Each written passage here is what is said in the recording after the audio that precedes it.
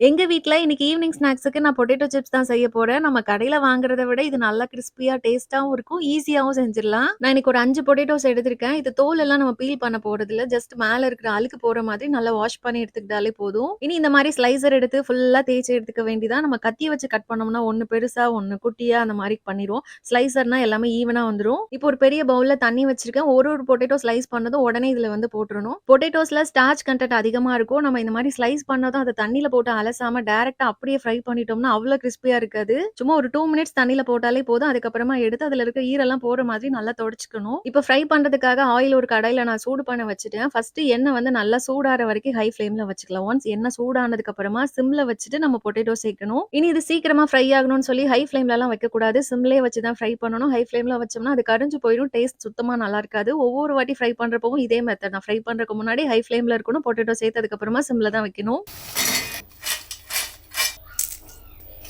உங்களுக்கு அந்த சவுண்ட் கேட்டாலே தெரியும் எந்த அளவுக்கு கிரிஸ்பியா இருக்குன்னு. ஃப்ரை பண்ணி எடுக்க எடுக்க டக்கு டக்குன்னு காலி ஆயிட்டே தான் இருந்தது. கண்டிப்பா உங்க வீட்லயும் இன்னைக்கு ஸ்நாக்ஸுக்கு இந்த பொட்டேட்டோ சிப்ஸ் ட்ரை பண்ணி பாருங்க. பாய்.